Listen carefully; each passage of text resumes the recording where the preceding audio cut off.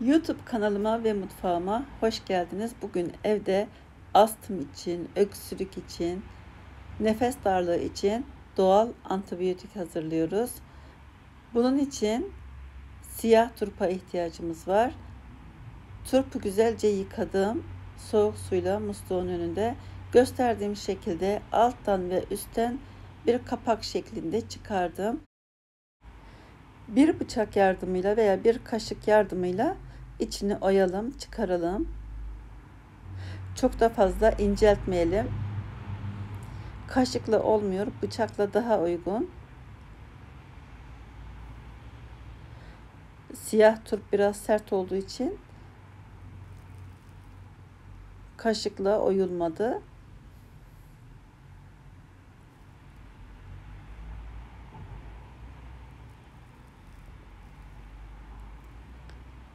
Çok da fazla inceltmeyelim ki turpun şifasından yeterince faydalanalım.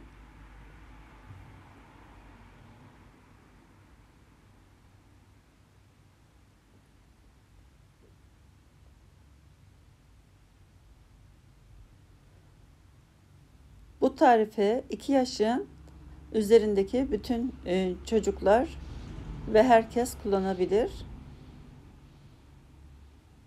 Özellikle sabahları aç karnına tüketirseniz en az 3 gün boyunca en inatçı öksürükler bile kesilir.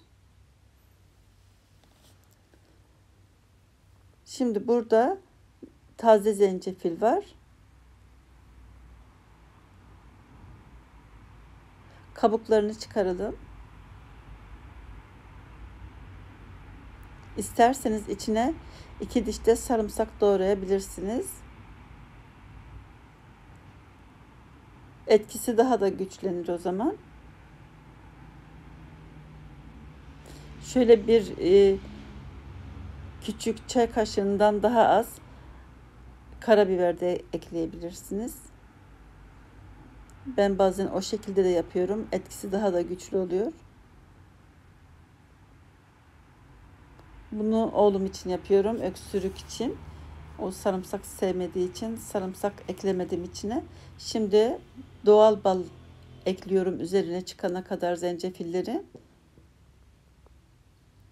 Evet, altına da bir bardak bıraktım. Üzerine kapağını kapatıyorum. En az 24 saat bu şekilde beklemesi gerekiyor. İçindeki bal su gibi olacak. Kontrol ettim. Bakıyorum damlıyor. Evet. Damladıkça ben içine tekrar boşalttım. Bardaktan aldım. Turpun içine tekrar döktüm. O şekilde 24 saati doldurduk.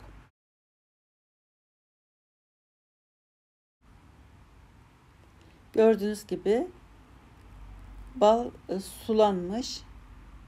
Bunu şimdi bardağa döküp içindeki zencefilleri süzüp sabahları 2-3 kaşık tüketebilirsiniz. Yalnız hamileler ve 2 yaşın altındaki çocuklar doktora danışmadan kullanmasınlar. Çünkü bala alerjileri olabilir. O yüzden 2 yaşın altındaki çocuklara önermiyorum. Bu şekilde içi tamamen sulandıktan sonra bardağa döküp zencefillerini süzüp afiyetle tüketebilirsiniz. İzlediğiniz için teşekkürler. Başka videolarda görüşmek üzere. Hoşça kalın. Afiyet olsun.